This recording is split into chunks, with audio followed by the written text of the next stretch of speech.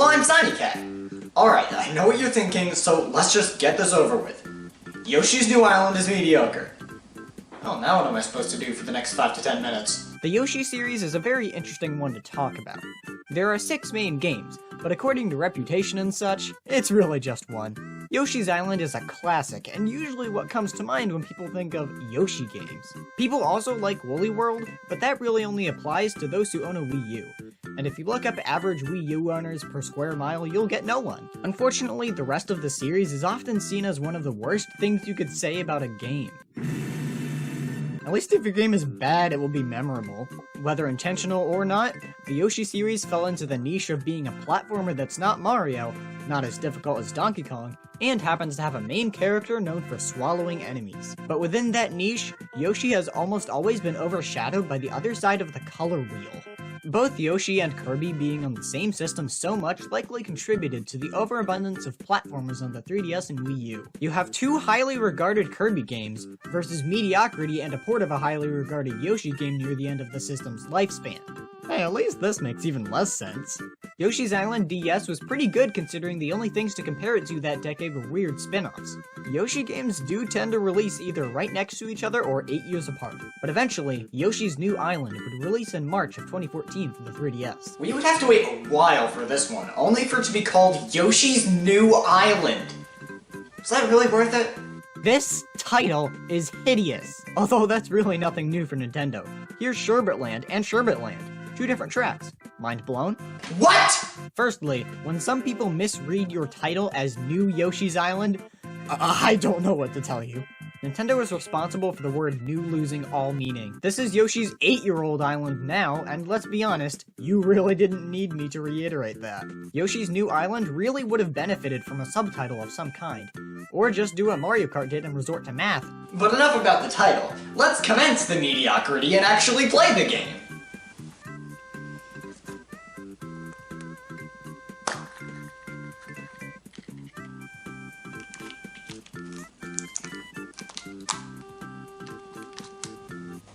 Keep it there in case of emergencies.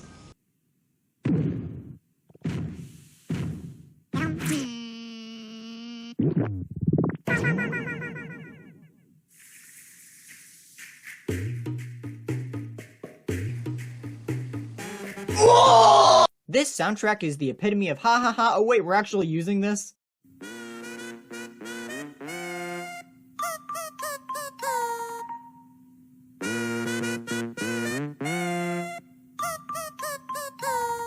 I don't think I'm being bold or brave at all by saying Yoshi's New Island is the worst Nintendo soundtrack of all time. Weirdly enough, its only competition is another Yoshi game. Well, that's embarrassing. The compositions are extremely forgettable, but the main problem is the instrumentation.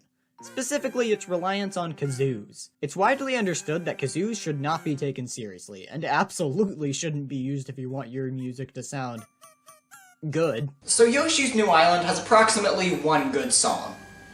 At least the story's good. Never mind. If you thought Yoshi's Island DS ruined the ending of the first game, observe.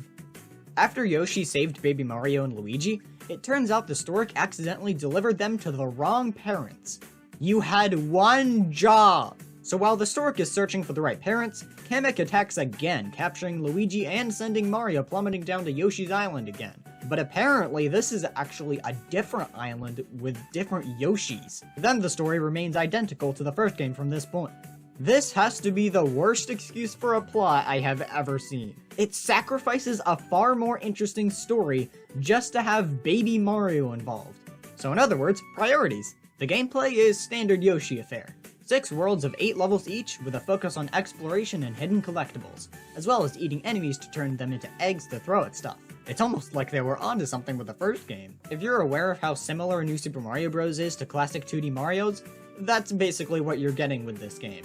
It's impressive how committed they were to unoriginality, but I'd argue that's not what the series needed, and I'll get into why after Crafted World, which, spoilers, is also not what it needed. The level design is yet another fairly forgettable aspect of this game. I'm noticing a pattern here. But the level design does have something going for it. The worst levels in this game are nowhere near as abysmal as the worst in the other games. The worst is behind us, folks. Oh, that means I can probably stop buying these. The bottom screen is now used to show information instead of annoyingly being part of the gameplay like in Yoshi's Island DS, so that's nice. Interestingly enough, the minigames you could play after levels sometimes have been removed, and in their place are 2-player minigames. You just know someone out there bought the game for these. I'm sold! I'm sold! But all of this is okay because the selling point is big. No, big as in the eggs are big. But in the selling point department, it's actually quite laughable. If you've played New Super Mario Bros., you're likely already familiar with the agenda.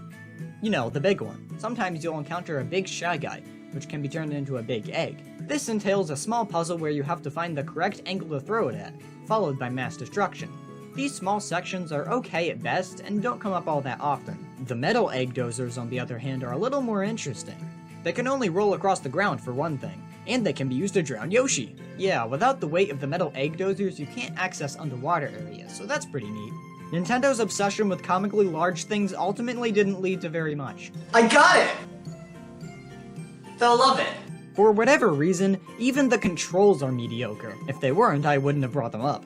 They're not unresponsive, they're just laggy, for lack of a better word. Yoshi's acceleration on the ground feels unnecessarily slow, especially since there's no run button. There's also this bizarre delay before you can start aiming an egg while standing still. When you're moving, it's fine, but that begs the question. Why is this a thing? Was it to bait people like me into talking about it? Probably. Oh, and I also had this happen to me.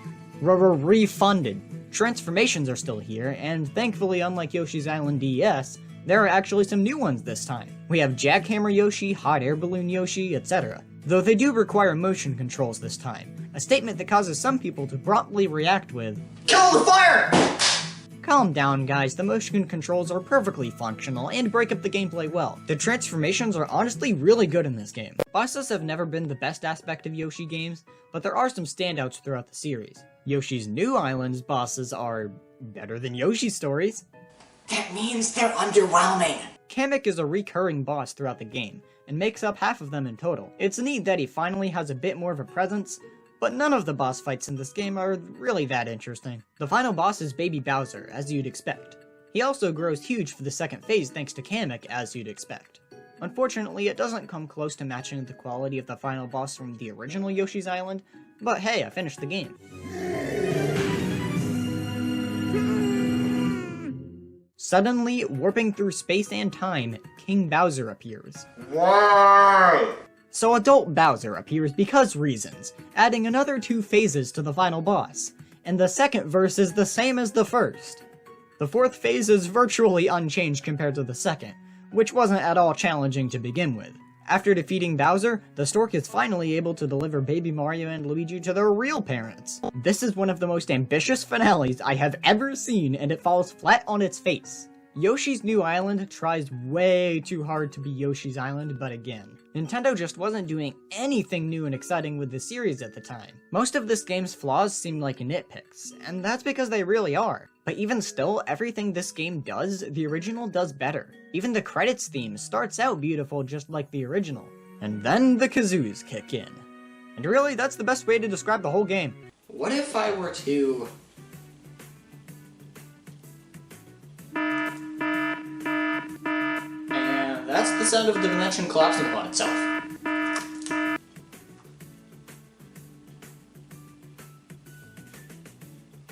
Well, that's one way to realize redundancy is overrated.